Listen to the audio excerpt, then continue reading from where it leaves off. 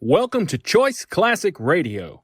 Like us on Facebook, subscribe to us on YouTube, and help keep this show alive by donating at choiceclassicradio.com. For more of your favorite old-time radio shows, join us on our companion podcast, Choice Classic Radio Detectives, where we bring to you tales from the greatest detective shows the golden age of radio had to offer. And now, with 926 episodes from 1934 to 1955, we bring to you Lux Radio Theater.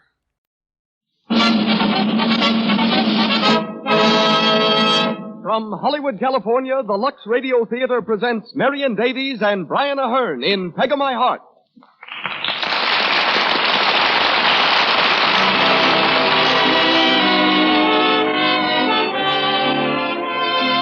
Lux presents Hollywood. This is your program, ladies and gentlemen, made possible by your regular purchases of our products.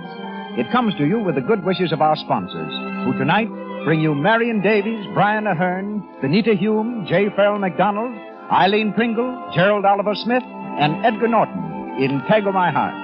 Our guests are Earl Johnson, famous trainer of motion picture dogs, and Marjorie Williams, director of the Hollywood Studio Club. Conducting our orchestra is Louis Silvers. And now, here's our producer. Ladies and gentlemen, Mr. Cecil B. DeMille.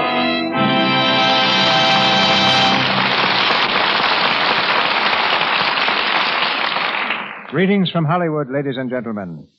Marion Davies has given Hollywood two things for which the town may be thankful. A good fellowship, which has inspired so much loyalty, and a great white landmark on the ocean front, her home at Santa Monica Beach. A quiet little gathering there may mean from 30 to 1,000 guests, and may include princes, giants of business, statesmen, and the nation's leading socialites, all being quite themselves under the spell of their charming and unassuming hostess. I've seen prominent ambassadors play ping-pong in the cellar, and a world-renowned scientist romping with Marion's 4 dachshunds. She's forbidden me to mention that she's active in a number of charities, so just pretend I didn't mention it. Aside from that, she grows hundreds of flowers and engages in the business affairs of Cosmopolitan Studios. Tonight, she plays a role in which she always excels. Peg in Peg of My Heart. Opposite her is that very resolute young man, Brian Ahern. For years, Brian struggled against becoming a star. It all began when, at the age of 3, his mother practically thrust him on the stage. Brian showed his displeasure by howling throughout the entire performance. Still a rebel, he was enrolled in a London dramatic school at 10. His fellow students included an upperclassman, whom he recalls as a brash youngster with large ears and an assertive ambition. Once when Brian sent his autograph book to Reginald Owen, he found upon its return that the boy with the big ears had included his own signature. The uninvited autograph read, Noel Coward. Currently starred in The Great Garrick, you hear Brian on this stage as Sir Gerald Markham. Benita Hume comes to us as Ethel, J. Farrell McDonald as Patrick Seamus O'Connell, Eileen Pringle as Mrs. Chichester, Gerald Oliver Smith as Alaric, and Edgar Norton of the original stage cast as Jarvis. In the Lux Radio Theater production, Peg of My Heart, starring Marion Davies and Brian Ahern.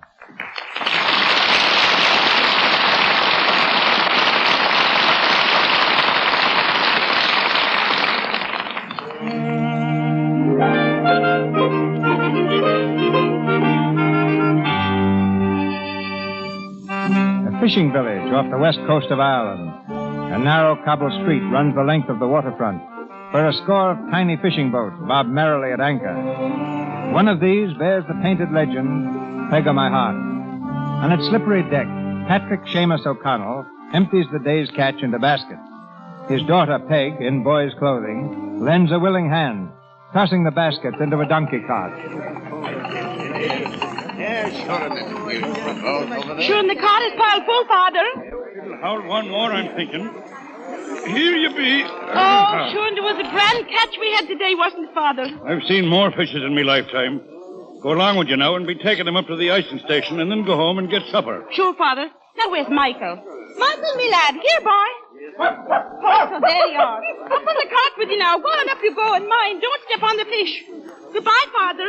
Is it long you'll be? No longer than it takes the nets to dry. Your supper'll be waiting then. Get up, sweetheart. Get up. There's a light in your eyes, sweetheart, darling. Boy. I say, boy. Whoa! Is it me you're talking to, mister? Yes, I'm... Oh, who is it then that you're calling boy? I'm so sorry. I thought... excuse me. Sure, and there's no harm done. Belike it was me past that caused the mistake. Yes, I imagine so. And what can I be doing for you? Well, I've just come from London. I'm looking for a Mr. O'Connell. Patrick Seamus O'Connell. Are you now? Well, that'll be him down there on the deck of the Peg in me heart. Oh, well, thank you. Oh, no trouble at all, lad. Get up, sweetheart. Get on with you. Get on there.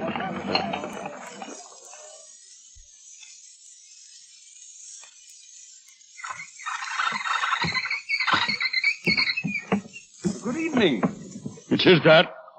Were you looking for someone? Are you Mr. O'Connell? I am. Patrick Seamus is the name. Ah, then you're the one I want. You married Heather Kingsnorth, didn't you? I did. But she's been gone these 14 years. Yes, I know. My name is Gerald Markham. I'm the executor of the Kingsnorth estate. I suppose you knew that your wife's father was dead. I did not. When did they hang him? I'm happy to say that Mr. Kingsnorth died in his bed, like an honest English gentleman, and of a very common ailment, old age.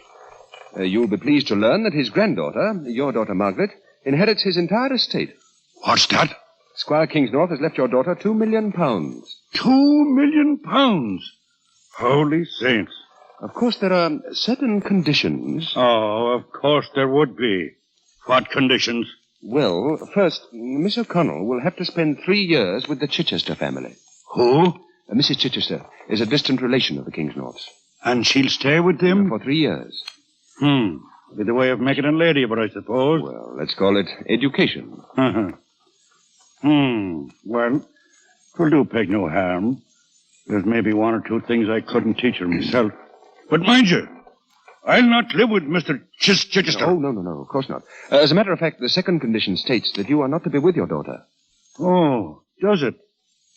Not to be with Peg for 3 years? It's more than that, Mr. O'Connell. The separation is to be complete and permanent. Permanent?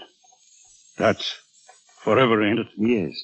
I have a paper here that you're to sign. You can keep your paper, Mr. Markham, and your conditions with it.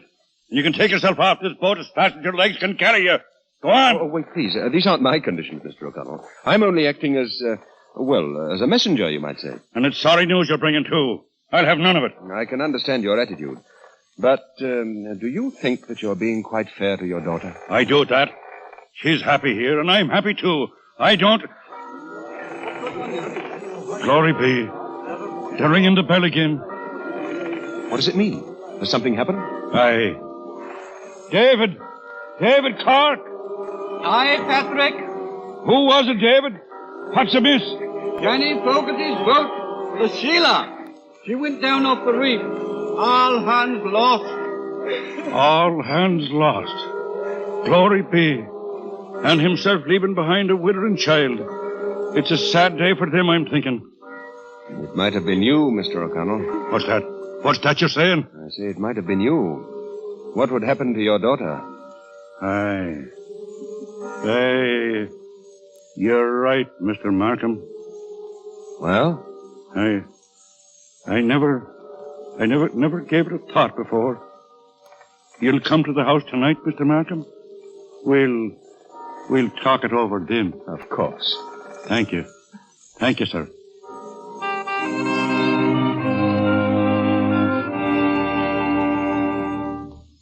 Sit down now, Father. Father! Your supper'll be as cold as a clam.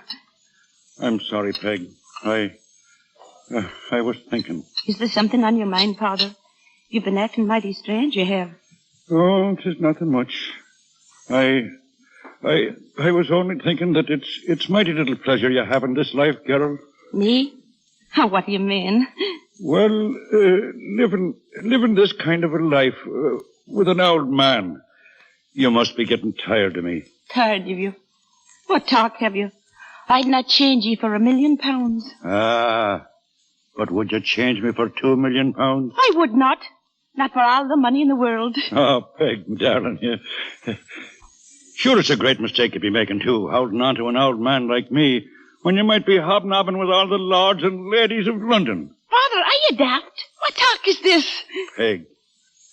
Peg, dear. There's something Now, who's that? The latch is off. Let you be coming in. Oh, good evening. Oh, come in. Come in, Sir Gerald. Oh, thank you. Sir Gerald. Oh, saints preserve us. And me talking to him this day like he was me own equal. This is my daughter, Peg, Sir Gerald. Oh, how do you do, Peg? Pleased to meet you, Your Honor. I mean, Your Highness. I don't know what I mean. What's good of you, girl? Well, it's a great honor to meet a Sir Gerald, sir. Not really. There are baronets all over in England, thicker than plums in a pudding. We never had a plum pudding, Your Highness. That's true enough. But you will now, Peg. Sit down, Sir Gerald. Thank you. Father, what is it? You're an heiress, Peg. What? An heiress. Squire Kingsnorth has died, he has. And he left you all the money you want. And everything that goes with it. £2 million, to be exact. £2 million? Ah, think of that now. And it's all yours to spend as you want. Ah, then I'll be getting you the red flannels that they've in the end against your cart the next winter. And I'll buy a brass collar for Michael with his name written on it. And a dress for myself. Maybe 2 dresses. And some new boots to go fishing in. You'll not be going fishing. It's in England you'll be living.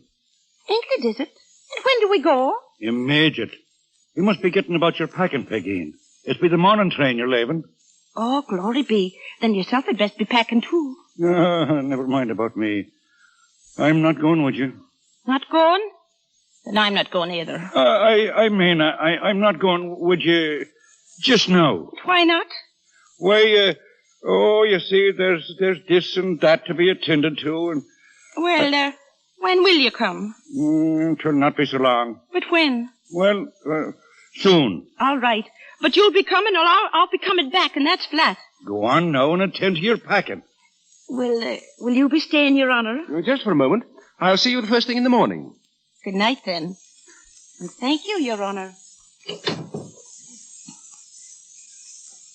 You're not being fair to her, Mr. O'Connell. Do you think she'd go if she thought she'd never be seeing me? It's the only way. What are you going to do? I'll write her I've been delayed. And then what? I'll write her again. And after that? Oh, I'll write her I'm dead. That is, I'll have somebody write her I'm dead. That's hardly a solution. It's worse than telling her now. But even if she would go, which she wouldn't, could break both our hearts. The parting. It's breaking yours now. Well, I'm much older, and I'm used to it.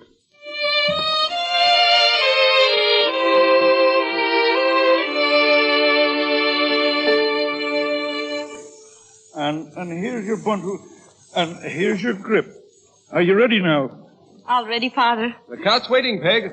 In a minute, Sir Gerald. And here's Michael. You'll be taking him too. Get up on the cart, Michael. Oh, Father. Well, girl. Father, I can't say goodbye. We'll not be mentioning them. And we'll not be crying either, will we, Peg? No, I'll not be crying. Sure, and what's there to cry about? Nothing. It's a very happy occasion. Me cold was a little worse this morning. So's mine. It come on me all of a sudden. All ready, Mr. O'Connell? Coming. Oh, Father, call me that name again so I'll feel warm till you come for me. Call me your name for me. Peg of me heart. Oh, Father. Now, go on. Drive on. Quick, Sir Gerald. Goodbye, Mr. O'Connell. Goodbye, Father. Goodbye, Peg. Goodbye. Goodbye, Father.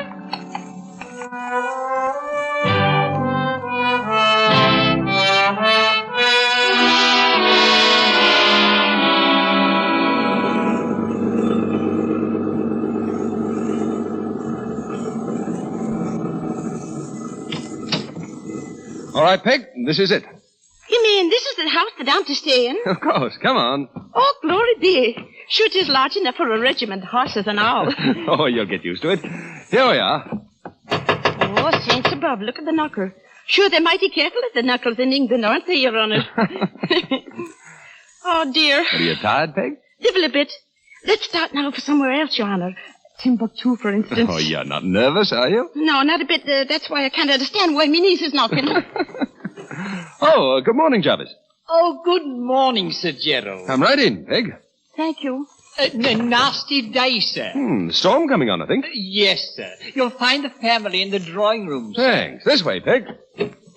Might as well go for it. Hello! Oh, Sir Gerald. Hello, Jerry. Come right in, Peg. This is your aunt, Mrs. Chichester. I'm pleased to meet you, ma'am, I'm sure. How do you do? And this is Miss Ethel Chichester and Mr. Alaric Chichester. How do you do? How do you do? Hello. What did you say your name was, young lady? I didn't say, but it's Peg. And this is me dog, Michael. Say hello to the lady, Michael. Stop it, Jarvis. Jarvis. Pull him off, you dear. Pull him off. Down, Michael, down, boy. Sure. He was only trying to be friends, ma'am. You called, madam? Yes, I did. Take that dog away. Oh, no, ma'am. Not Michael. You can't take Michael away from me. He was given to me by my father. Take it away. And never let it inside the house again. Well, if you don't want Michael inside the house, you don't want me inside the house. Peg, please, let's not have an argument. I'm not having an argument. I'm making a statement.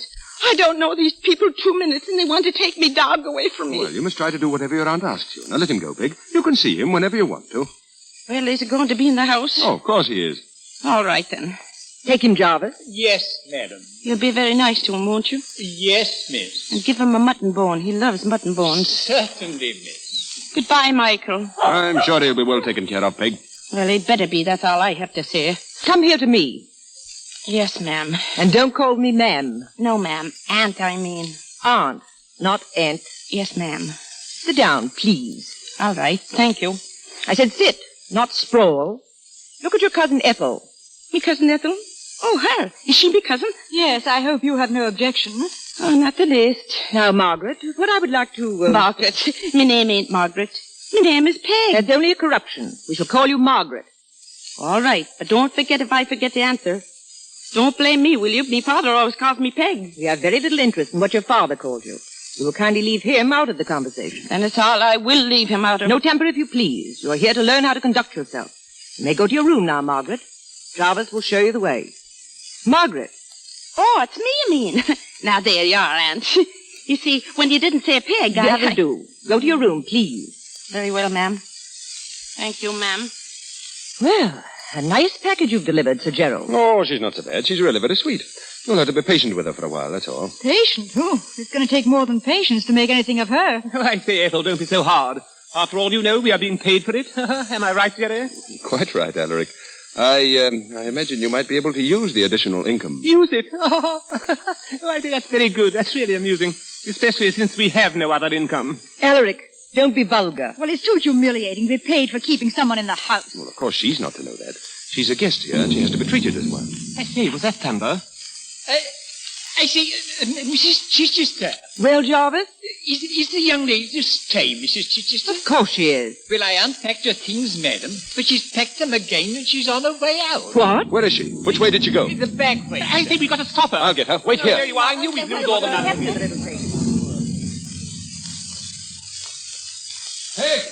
Peg, where are you? Oh, shut it out! Shut it out! Peg, come away from that door. Shut it out! Shut up and down! Here, it's all right. It's all right. Now, don't be frightened. It's only a summer storm. Oh, sure, in summer or winter, they shrivel me up. Oh! Stop it now. Get a grip on yourself. I can't. When I hear the great crashes of thunder, I remember all my Now, sins. sit down. Go on, sit down. There now. It's all over. Oh, thank heaven for that. Where were you just going? I was going out, I was. Out of this house and back to me Oh, father. but you can't do that, Peg. Oh, yes, I can. I'm not wanted here. That's easy to see. Oh, but you are wanted, Peg. I happen to know. And who is it wants me? Not old Mrs. Chichester. And not me cousins either. Them with their sour faces. I'm not used to sour faces, I'm not. Well, then, I want you to stay. Will you do it for me, Peg? You? Oh, Your Honor. You've been very kind to me, you have, and that's the truth. But they're not going to make a lady out of me if I can help it. You can't make a silk purse out of a sow's ear. That's what my father says. And that's what I am. A sow's I ear. don't agree with you, Peg. I don't care whether you do not. I'm a sow's ear, Well, I am. if you insist. Thank you. But you're going to stay? Well, seeing as it's you who's asking me, Your Honor. It is. But you mustn't call me Your Honor. My name is Jerry. Jerry. Do you want me to call you Jerry? Well, why not? We're friends, aren't we? Oh, yes, but we're not as good friends as all that. Well, we will be soon. You're very sure? I'll stake my life on it. Would you now? Then you don't value it much. Oh, yes, I do. Perhaps more than I ever did before. Margaret? Margaret? Oh, glory be, it's herself. I see. Here she is, Mater. Margaret, where were you going? Sure, and I was going out, I was, but I changed my mind now because only Jerry here asked me to. Margaret? Jerry. Oh, I say. And why shouldn't I call him Jerry? He's my friend, isn't he?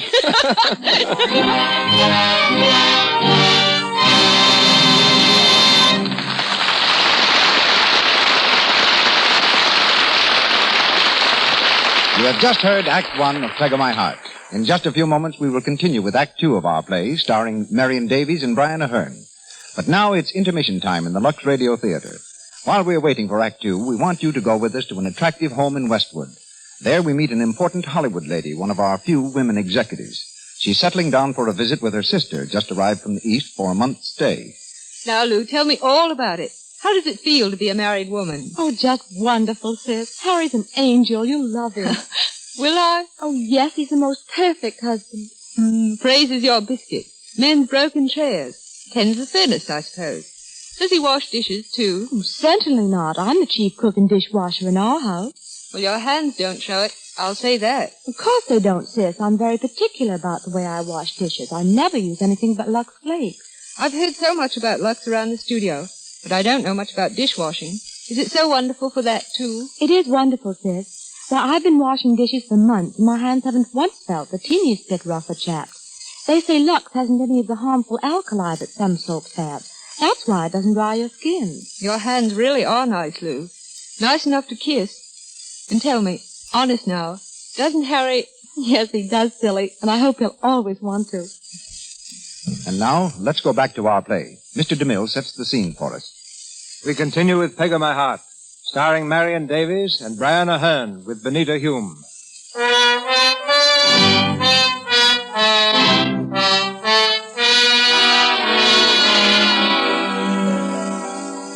1 month has passed since Peg first came to the Chichester home. A month of training and study that's been all work and no play. In the living room, we find Ethel and Christopher Brent, a friend of the family. Brent has been a frequent visitor, and Peg has come to know him and to dislike him intensely. He's just been shown in by Jarvis, and coming quickly across the room, takes Ethel's hand.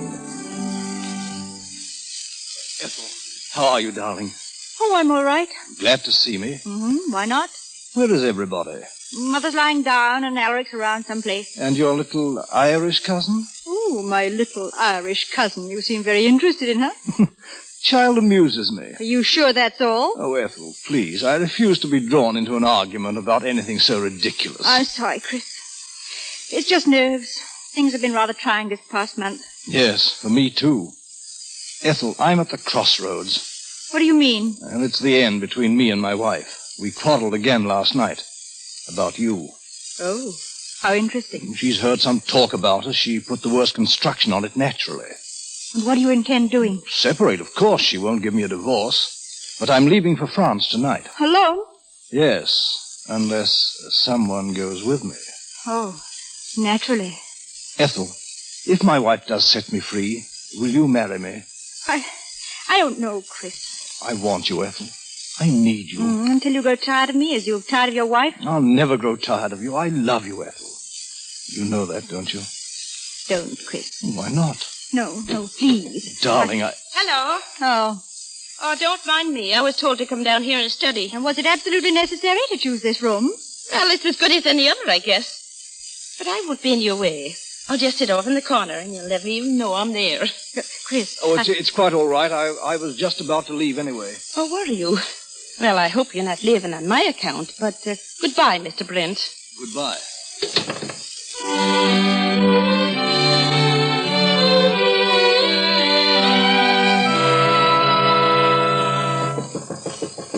Who is it? May I come in? Oh, what do you want? Oh, just to say good night. It's a nice room you have, Ethel. Well, I'd feel terrible if it didn't meet with your approval. Why are you looking at me like that? Well, aren't you my model? Oh, good night, please. Oh, Ethel, please don't be angry with me. I didn't mean it, Ethel. Ethel, won't you make friends with me? We have nothing in common. Well, that doesn't prevent us from being decent to each other. I'll meet you 3/4 of the way if you'll only show one generous feeling toward me. You would if you knew what was in my mind. You're a strange creature. Ah, you got us mixed up. I'm not the strange one. What? Oh, I watch and listen. Listen to you. You turn your face to the world as much as to say, aren't I the easygoing, sweet-tempered, calm young lady? And you're not quite that, are you? Well, what am I? Of course. You've got the breeding and the beautiful manners. But you have a temper. And it's a beautiful temper. It's a shame for you not to let it out in the daylight so that everybody can see it. But you can't, can you? Because it's not good form. And with all your fine advantages, you're not very happy, are you? Are you? No. Neither am I in this house. Ethel, I'd like very much to ask you something. Well, what is it? Do you know anything about love? What?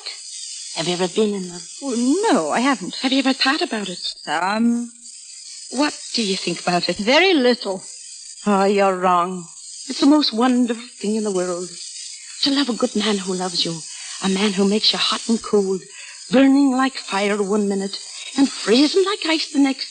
Who makes your heart leap with happiness when he comes near you, and ache with sorrow when he goes away from you. Oh, it's mighty disturbing. Well, how do you know all this? I read about it in a book. Oh, I see. Don't you like men, Ethel? Not much. But you like Mr. Brent, don't you? Certainly I do. He's a very old friend of the family. He has a wife. Well, what about it?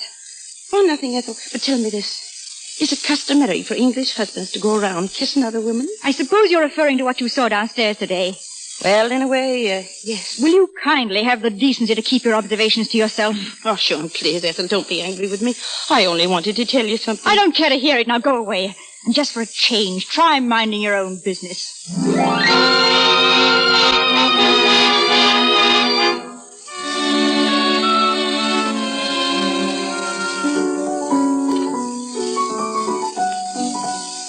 You'll find Miss Peg in the drawing room, sir. Oh, thank you. Jerry, is it you? Oh, hello, Peg. Hello. Sit down, Jerry. Oh, can't stay. Just dropped in to ask you something. Yes? Well, there's a dance tonight at the country club. Would you like to go? Would I like? Oh, indeed I would. Good. We'll have to ask your aunt, of course. Would we? Oh, but she'll never let me, Jerry. Oh. She won't, I know. Oh, don't let's take any chances. Let's go to the dance tonight, and I'll ask her tomorrow morning. Hey, that's not fair. I know, but it's a dance. And if you think I'm going to let it get by me, you're very much mistaken. When the lights are all out and they're all asleep, I'll creep down the stairs and meet you at the foot of the path. And if it goes against your tender conscience to take me, I'll take you. That's how we'll settle that. But there may not be any occasion to do any such thing. Your aunt may be delighted. Delighted? Sure. She doesn't know the meaning of the word. Well, why shouldn't she let you go? After all, I'm an old friend of the family. And, well, we're good friends, too. Aren't we, Peg? I guess we are, Jerry. Did you ever hear what Tom Moore wrote about friendship? No. Would you like to hear what Tom Moore wrote about friendship? I'd love to. All right. There's a tune that goes with it, but I won't sing the words. Why not? Well, it wouldn't be fair to Tom Moore. It's about a girl, that is, who built a shrine, and she thought that the best thing in the world to put in it was an image of friendship. You see, she was like you. She thought that there was nothing in the world as nice as friendship. Yes? Yes, and this is what happened to her. She flew to a sculptor who sat down before her, a friendship the fairest his art could invent, but so cold and dull that this useful adorer said plainly that was not the friendship she meant. Oh, never, she cried, could I think of enshrining an image whose looks are so joyless and dim. But yon little Cupid, midst roses reclining, we'll make, if you please, sir, a friendship of him. So the bargain was struck. With the little god laden, she joyfully flew to her shrine in the grove. Farewell, said the sculptor, you're not the first maiden who came but for friendship and took away love. Now, where in the world did you learn that? Me father taught me that. Tom Moore's me father's prayer book. Who came but for friendship and took away love. Well, that's happened to a lot of men, I think. To a lot of women, I think. Has it ever happened to you, Peg? To me, well, no. Maybe it would sometime if I was different. But, I'm just an Irish nobody. Oh, don't say that. Oh, I'm sure there's a little something good in me. But the bad little something always beats the good little something out, so it does. Well, you'll have to put a rein on the bad something then. So I will. But would you mind very much if it had just one more spurt before I killed it altogether? What do you mean? I want to go to the dance. It's the last bad thing I'll ask you to let me do. I'll behave like a saint from heaven after that. Well, I still think you should ask your aunt. All right, I will then. But yes or no, I'm going to that dance.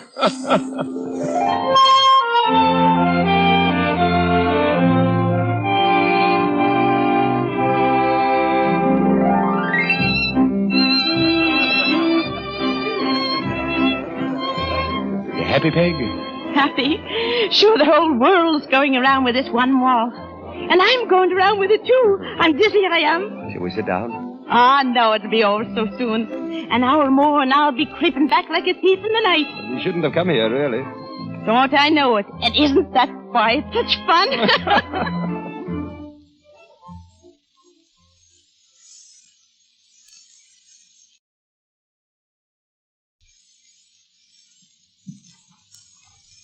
Well, here we are. Yes, here we are. Sure, it's been a glorious night, Jerry. I'm glad, Peg. All the while I'm supposed to have been asleep upstairs, I've been stealing the time. I'm a thief, I am. Well, you're a lovely thief. The sweetest. What? You'd better go in. I know that. But what were you going to say to me? I think it might be better to say in daylight. But why in the daylight? With the beautiful bright moon so high in the heaven. I'll go on now. Someone may hear us. I suppose you do know best, but that's a magnificent moon. Well, good night, Jerry. Good night, Peg. Jerry. What is it? I heard something. There's someone over there by the tree. Do you see him? Yes, it looks like Bradley. Bradley? Who's he? Christopher Brent's chauffeur.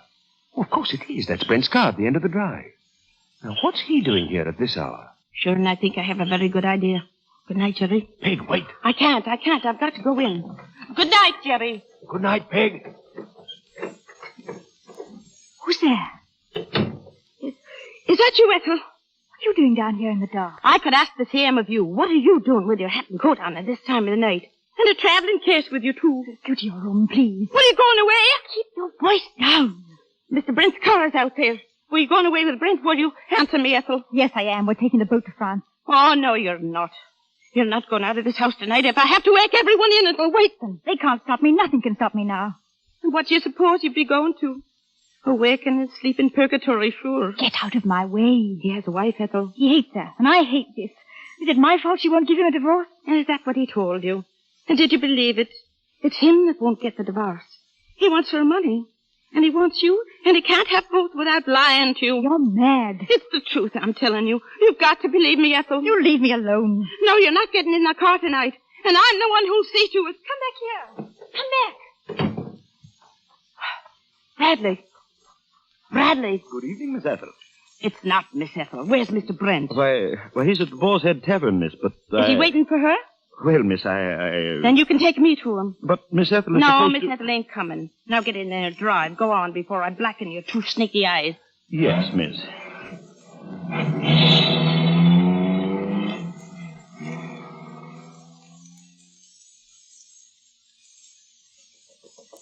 Who is it?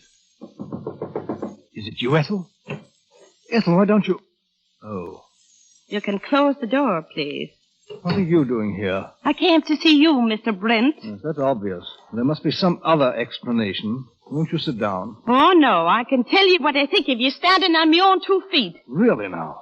And I'll thank you not to interrupt me. It'll take me a long time, it will, thinking up bad words enough to describe the likes of you. Yes. Oh, come in, Ethel. We have a visitor. I thought she'd be here. You may go now, please. And leave you to go gallivanting off with this parlor snake? Oh, no. I came here to tell him what I think of him. And I'm staying here till I've finished. You stay out of my business. Oh, was it a snake I called you, Mr. Brent? Well, you're worse than a snake and a whole foot lower. A decent girl wouldn't lower herself to step on you. But you fooled Miss Ethel here, and now you're going to tell her the truth. Did you hear what I said? Get out. Let her alone, Ethel. She's very amusing. The whole situation is amusing. Chris. Quiet. Amusing, is it? Well, then why don't you answer the door? Chrissy, we're found here. Don't let them hear you. Ethel, get into the other room. What? Go on, I can take care of this. What are you going to do? Go on now, please, go on. Come in, sis. Are you mad? Is this him, missus? Yes. Good evening, Chris. Oh, how do you do, Claire? Oh, Claire, is it? Yes, Claire Brent. I'm Mr. Brent's wife. I don't believe I know the two gentlemen, Claire. Oh, excuse me. Mr. Doyle and Mr. Flint. Detectives. They didn't come to pay a social call. Well, have you gentlemen seen all you wish? I think it'll do. It'll stand in any divorce court. Thank you. Claire, you can't do this. What's your name, young lady? Don't answer them. And why not? I'm not ashamed of it. My name's Peg O'Connell. Thank you. Is that all, gentlemen? That's all. Good night, Chris. Well, that's that. I suppose you know what you've done, Miss O'Connell. Yes, Mr. Brent. I've shown you up for what you are. Ethel, you can come out now. Peg. Oh, Peg. Oh, there, now it's all right. Everything's all right. But it isn't. Not for you, it isn't. Don't you understand? The newspapers, they'll name you as a correspondent. They'll think that you were the one who's... Oh, let them think what they want. There's only two people in this whole wide world I care a hang about. One of them is me father. Oh, he'll know it's a lie. And the other one, he'll believe whatever's in his heart to believe. Oh, now I think we'd best be getting home.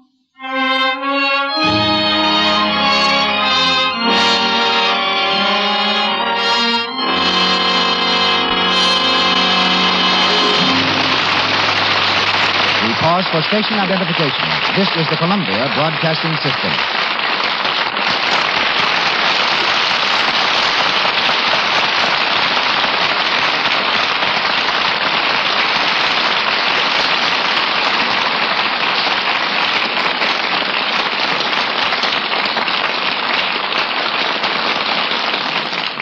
Down comes the curtain on Act Two of our play, starring Marion Davies and Brian Ahern. One of the characters in our play is a four-footed gentleman named Michael.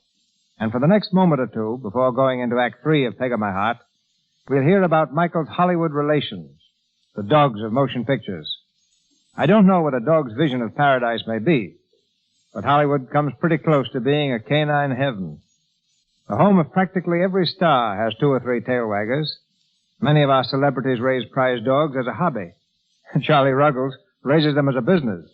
And here you'll find catering shops, dude ranches, haberdashery stores, beauty parlors, and expert medicals, all dedicated to a happy, healthy Fido. Our guest, Earl Johnson, has trained motion picture dogs for many years, including Flush, whom you saw in The Barrett of Wimple Street. His most famous star is the German shepherd, Lightning, hero of such films as Wings in the Dark, The Case of the Howling Dog, and White Fang. And now, Mr. Johnson, just what does it take to be a Clark Gable in dogdom? Same two qualities, Mr. DeMille, the human stars must have. Intelligence and personality. Lots of dogs could be taught to do everything that Lightning does. But his success is due chiefly to the personality he exhibits in doing his tricks. In the days of silent pictures, when a dog was playing a scene, all a trainer had to do was speak commands. This, of course, can't be done in talking pictures. How then do you convey to a dog what you want him to do? Well, before a scene is shot, the dog is rehearsed, just like any other member of the cast. But naturally, when the scene is being played, the dog can't understand the dialogue, so he must get his direction from the trainer. The trainer stands near the camera and tells the dog exactly what to do through certain simple movements of his hands. But does Lightning know when he's acting and when he isn't? Yes, he'll attack a man and rip his clothing to shreds and perform with all the viciousness of a wolf. As soon as the scene is finished, he'll run up to the same man, wag his tail, and lick his hands like a puppy. And he'll never let his teeth so much as scratch the skin of the man he's attacking. All that, of course, being the result of careful training. A dog's career in motion pictures is much the same as a man's. If he's to get an important part, he must pass a screen test. I tested 11 dogs before I found Lontloper, the Cairn Terrier who performs in The Buccaneer. He even walked the plank for me. Yes, famous dogs like that have their own dressing rooms, their own doubles and stand-ins, and receive hundreds of fan letters. Lightning's stand-in is his own son, Lightning Jr., who's learning the picture business in that manner. And if a dog has a feature part in the film, he's hired like any other important player through the casting office. If he's an extra, so to speak, he's hired through the property department. What can you tell us about Lightning's rival for screen popularity, the wire-haired terrier, Mr. Astor, who appears with William Powell and Myrna Loy in the Thin Man pictures? Mr. Astor is owned by Henry East. The dog's real name is Skippy, and you'll see him again in the new film, The Awful Truth, this time under the name of Mr. Smith. Skippy is undoubtedly one of the smartest dogs ever seen in films. In his fondest possession, though he's received many more valuable gifts from the stars with whom he's worked, is a little rubber mouse named Oslo. Mr. East gives Oslo to Skippy to chew on whenever he's shot a particularly good scene. I confess I'm having a little difficulty with Josephine DeMille, our St. Bernard. Josephine doesn't always want to sit down when she's asked to. Well, here's a good way to teach Josephine, or any other dog, to sit down on command. Put your dog on a leash at your left side. Hold the leash taut in your right hand. With the other hand, stroke the dog's back. Move your hand down his back to a spot where the hindquarters connect with the spine. At this point, there's a reflex nerve. When your hand passes over it, press down a little with your finger and thumb. The dog will automatically sit down. While you're doing this, just tell the dog to sit. As he does it, give him a pat on the head. Try it again a few seconds later. Keep repeating the process until the dog learns to associate the word with the action. The most complicated trick is based on the same simple association. Keep commands short so as not to confuse him. And remember, the secrets of obedience are patience and kindness. A good idea. But Josephine's one drawback is that she usually bites the hand that pats her. Well, I know. I'll have to send Lightning over to teach her some manners. Of course, everything Lightning does is not exactly a trick. Lightning has a lot of plain common sense. And just to prove that, I brought him along tonight. Lightning, say hello to Mr. DeMille and all the listeners. You speak to him? That's fine. Now, there's just one more thing, Lightning. A long time ago, when I used to give you a bath with just any kind of ordinary soap, what'd you do whenever I got your tub ready? Well, you don't need to have such a sour face about it. I know, you didn't like it, but now that I wash you in Lux Flakes, tell the people how much you enjoy a bath. That's fine. That's exactly the right answer. No wonder your coat has never shrunk. Okay, Lightning, and thank you all. Thank you and Lightning both.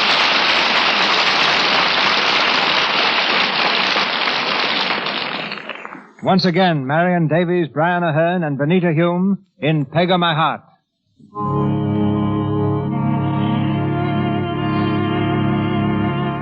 It's early the following morning, and Peg has already announced her intention of returning to Ireland. Her aunt, knowing nothing of the events of last night, realizes that if Peg leaves, the Chichester family will lose the money they receive for her training. In a desperate attempt to keep Peg in the house, she's persuaded Alaric to make a proposal of marriage to her. Alaric, the family martyr, knocks nervously at Peg's door. Oh, I say, Margaret. Come in. Hello. What is it, Alaric? Here, Micah, stop that. Yes, I'm afraid that dog still doesn't like me. Oh, he's all right. He's smart, too. I say, Margaret, you're not really going to leave us, are you? I am that. And if you'd excuse me, I think I'll go on with me packing. I say, why? Why? Have you seen them on in papers, Alaric? No, can I get them for you? Oh, no, Alaric, I know what's in them. I say, Peg, there's something I want to tell you. Do you know, I've grown really awfully fond of you. He nearly choked you, didn't it? And when did you find that out? That you were fond of me? Just now, when the thought struck me that perhaps you really meant to leave us. The idea bruises me. What does it now? Positively bruises. Ah, you'll get over that. No, I don't think I shall. Do you know, I'm going to do something I've never done before in my life. Something useful? What? Certainly not. I'm going to ask a very charming young lady to marry me. Ah, what do you think of that now? And who do you think it is? I don't know. Guess. I couldn't guess who'd marry you, Alaric. It's you. Me? Oh, Then it's all right. It's the most wonderful thing I've ever heard in my life. What? Oh, yes, of course, good. Fine, splendid. Yes, of course, there are one or two little things to be settled first. Only one or two? Oh, just little things. In the first place, I must insist on a little obedience. And, no Michael. Oh, I couldn't have Michael? No, I'm very firm about that. Very firm about it, yes. What could you offer me in his place? What could I offer you in the place of... Why, myself, of course. Thanks, I'll keep me dog. Oh, come, I say, you don't really mean that. You don't actually mean that you're refusing me. Could I make it any plainer? I'm refusing you, Alice. Really? Really. Positively? Positively. Oh, I say thanks very much. Goodbye, old girl. What? And thanks again. I can't tell you how much I appreciate it. Cheerio. Ellery, come here. Oh, Meta, I asked her, and she refused me. Absolutely and positively refused me. I hope you realize how lucky you are. Oh, Mother, please. Oh, I do. But I say, you were the one who put me up to it. Look at this. In the paper. Mrs. Christopher Brent is due for divorce. Name's Margaret O'Connell. Co-respondent. I say they can't meet Peg. Oh, yes, they can. She was with him last night. Everybody's talking about her, even the servants in the kitchen. It's too bad they can't mind their own business. Ethel, are you preparing to defend her? You who... What is a Jarvis? Mr. Gerald, madam. Good morning. You may go, Jarvis. Yes, madam. Good morning. Good morning, Eric. Good morning, Ethel. I saw a cab at the door. Someone coming or leaving? Someone's leaving, and I, for one, shall be very glad to see her go. I assume you're talking about Peg. You know very well we are. Have you seen the morning paper? I have. Well? Oh, don't believe it, of course. Don't believe it. You suppose they'd print a thing like this if it weren't true? Well, that's what I'm here to find out. When Peg tells me it's true, I'll believe it. Until then, I prefer to think the papers have made a mistake. Now, where is she? In her room, packing. Oh, she mustn't leave England, of course. She'd lose her inheritance. Well, I'm not going to have her here. It was a mistake ever to let her come to this house. Yes, I'm beginning to think so myself. Oh, I see. I suppose you're going to blame us for what happened last night. I don't know that anything did happen. I'm speaking of other things. You were supposed to make a home for her here, and you were well paid for it. Well, have you done it? Have you done anything except make life miserable for her? How could I make a home for a girl like her? You might have tried. If you had, she wouldn't be going away now. Oh. Peg. Good morning, Jerry. I just came in, Aunt, to say goodbye. Well? Now, wait a moment. Sit down, Peg. It's late. I'm thinking I'm catching the boat for home. Well, you can stay a moment. Sit down, Peg. There's a story in the paper this morning about you and Christopher Brent. I thought there would be. I want you to deny it. Did you hear me, Peg? I heard you. Well, you do deny it, don't you? I only wish I could. Oh, Peg. You know, Ethel, there's nothing I've got to say, nothing. Peg, listen. I don't believe this story. I can't believe it. I know it can't be true. All I want is for you to tell me so. That's all, Peg. I'm not asking for an explanation. I'm not asking for anything except your own word. Well? I've got nothing to say, Jerry. Oh, Peg. Nothing. I'm sorry, Jerry. Well, my cab is waiting, and, well, I guess that's all. Goodbye, Jerry. Well, Jerry, I hope you're satisfied. No. Get her back. Call her back. She lied to you. What's the matter with She you? had nothing to do with it. You hear nothing. Peg. Catch her there. Ethel. Fainted. Ethel, look at Get me. some water, quick.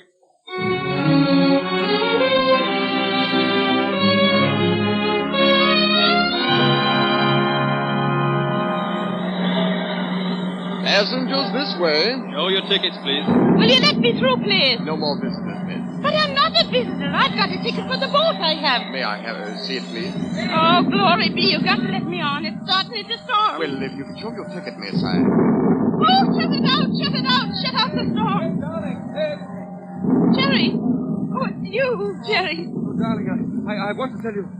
Oh, Jerry. Hold me, Jerry. Hold me. It's all right, Peg. It's all right. It's over now. Oh, Jerry. Sure.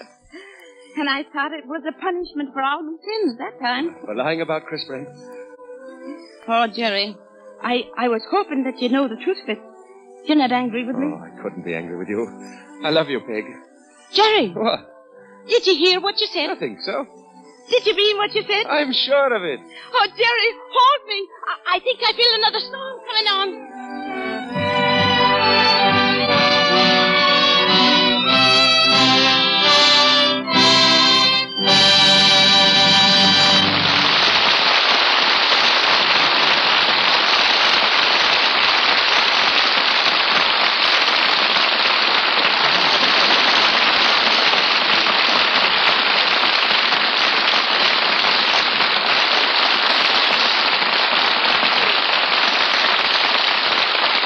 We close the pages of tonight's play, but bring Marion Davies and Brian Ahern back to you a little later. Where does a young girl live who's come to Hollywood and is trying to make a name in pictures? Some live in little boarding houses, little inexpensive boarding houses. But our most famous residence for such girls, a landmark of the film capital for 21 years, is the Hollywood Studio Club. Maintained by the National YWCA, it's under direct supervision of a group of Hollywood women. Scores of our most prominent stars contribute to its upkeep, and it's sponsored by the Motion Picture Producers Association. Mrs. Arthur S. Heineman, Assistant State Superintendent of Schools, is chairman of the Studio Club, and Mrs. DeMille, I'm happy to say, is vice chairman of its directing committee, which includes Mrs. James Gleason and Lois Wilson, while Louise Dresser and Mary Pickford are on the advisory committee. But the person to describe what the club is and does is Miss Marjorie Williams, its director for 16 years. Mrs. DeMille tells me, Miss Williams, the club is always filled to capacity, which means that about 100 girls call it home. Of these, who at the moment are making a bid for fame? Well, there's Virginia Walker, for example, a young actress whose portrait occupies an entire page in this month's Esquire. Ida Vollmer and Catherine Aldridge, who appear in the Vogues of 1938, are still with us, and so is Evelyn Keyes, the young Southern girl discovered by Mr. DeMille.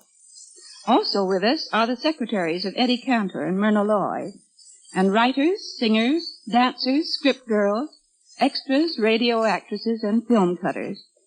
Work in the picture business, you know, is seldom steady. There never was a time when all our girls had jobs, but as a rule, more than half are working at the same time. And who pays the rent when there's no pay envelope coming in? Well, if a girl has exhausted her savings, we do our best to help until she gets a job. Remember, the girls who come to Hollywood are determined to make good. Yet there are hundreds of girls to every job, but still they come. We have them from China, Austria, France, and England. Many of them are from colleges, many from excellent homes, some with little or no education, some with only the prize of a beauty contest and the good wishes of their friend. Some arrive by Pullman coach. A few have hitchhiked, and one girl came as a stowaway by way of the Panama Canal. In 21 years, 3,000 girls have lived at the club. How many of them have attained national fame? Only about 20 or 30, Mr. DeMille, which proves how tremendous are the odds against a newcomer. The one career in which there has been distinct success is marriage. About half of the 3,000 married, and that, after all, is as big and splendid a career as stardom. The wives of Louis Stone, Marion Cooper, and Jessie Lasky, Jr. all have lived at the club. But getting back to the rent problem, they'll take all kinds of jobs, Mr. DeMille, just to hang on. We have girls singing in nightclubs, one selling insurance, many have turned typist or business secretary, some model clothes, and one girl rides an elephant in a circus, still waiting for that chance in pictures. I believe several of the girls have acted in the Lux Radio Theater, haven't they? Yes, they have. This program has many links with the Hollywood Studio Club. Lux is their favorite radio program, and there's no question but that Lux Flakes are their favorite wardrobe care. I don't have to tell you that many girls have moderate incomes, or how important it is to dress smartly to work in pictures. Since many girls do at least part of their washing at the club, we know what kind of soap they use. So it should interest you, Mr. DeMille, as it has interested me, to know that Lux Flakes are by far the most popular. In fact, there's really no comparison. It's so economical and does its job so well. We're glad to know that, Miss Williams. Now can you tell us how a girls' residence club in Hollywood differs from such a club in any other town? It differs to the extent that Hollywood and motion pictures differ from any other place and profession. Every girl here is decidedly an individual. Yet Hollywood gives them all a oneness of purpose that is a great uniting force. When a girl has had a bad break, when her job hasn't materialized, when her part in the picture gets no further than the floor of the cutting room, she finds a brave sympathy and understanding from her companions. From them she acquires courage and learns that she can still smile. And to me, that makes Hollywood a far greater place than merely the home of motion pictures. I hope that what I've said tonight will not encourage any girl to come to Hollywood. After 16 years here, there's no better advice I could give than simply this. Unless you are prepared, financially and otherwise, to come to Hollywood as a year's experiment, hang on to your own job, whatever it is, and wait until Hollywood sends for you. Thank you, Mr. DeMille. Thank you, Miss Williams. Thank you. One of the traditions of the Lux Radio Theater is observed at this time, when you meet our stars out of character. A tradition that's never more pleasant than when the stars happen to be Marion Davies and Brian Ahern.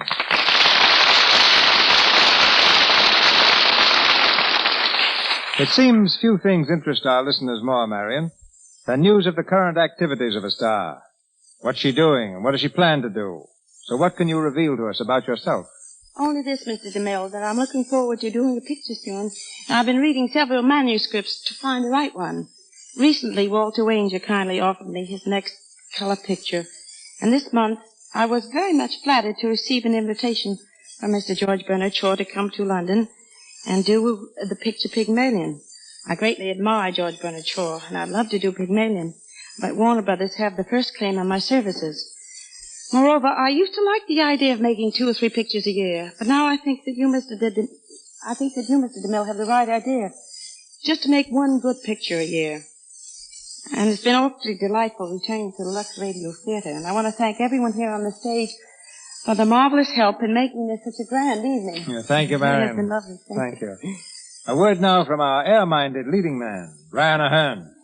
A few days ago, the newspapers had Brian in a plane accident at Palm Springs. It was my plane, all right, Mr. DeMille, but I wasn't in it. And are you going to tell us that you weren't in your plane last month when it made that forced landing in Pennsylvania? No, Marion. I'm afraid I was very much in it. I thought it might be fun to fly to New York from Hollywood all alone in my open plane, but I had no radio and no landing lights.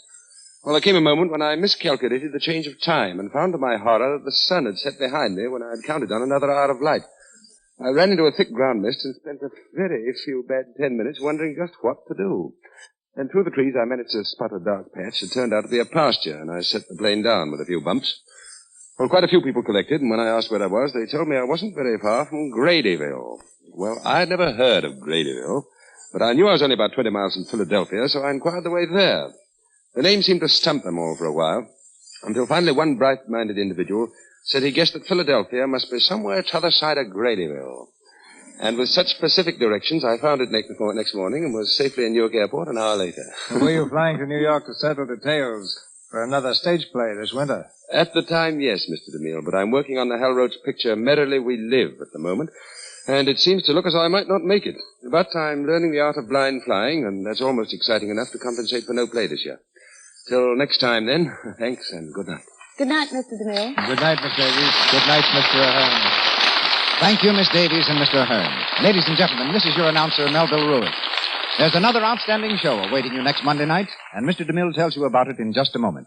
Assisting our stars tonight were Edward Broadley as David, Eric Snowden as Christopher Brent, Doris Lloyd as Mrs. Brent, Michael Fitzmaurice as Port Officer, Wallace Roberts as Flint, Lou Merrill as Bradley, Frank Nelson as a guard, and Ingvord Tillish and Doris Luray as Irishwomen. Louis Silvers appeared through courtesy of 20th Century Fox Studios, where he was in charge of music for the new film Second Honeymoon, and Mr. McDonald through courtesy of Columbia Studios. Now, just before Mr. DeMille returns, we want to remind you that this is the time to help the 1937 drive to fight tuberculosis. Help make the world safer. Purchase your supply of anti-tuberculosis Christmas seals now. Use them on all your Christmas mail. Show that you're helping fight the dread disease, too. Buy seals for Christmas, and you buy help for the new year. And now, Mr. DeMille. Around our microphone next Monday night will be grouped several of Hollywood's most popular performers, playing a drama that triumphed on Broadway and became one of Samuel Goldwyn's most successful motion pictures. It was applauded the world over under the title of These Three, a powerful and original drama with a splendid romantic feeling. It stars Barbara Stanwyck, Errol Flynn, Mary Astor, Constance Collier, Alma Kruger, and Marcia May Jones.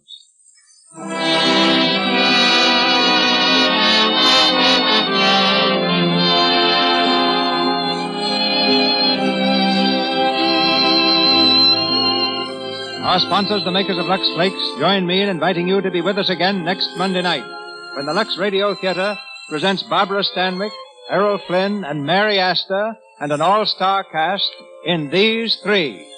This is Cecil B. DeMille saying good night to you from Hollywood.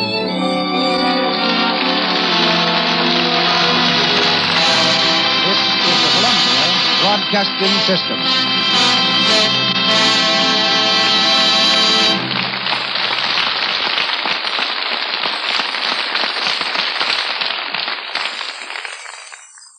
That concludes today's episode.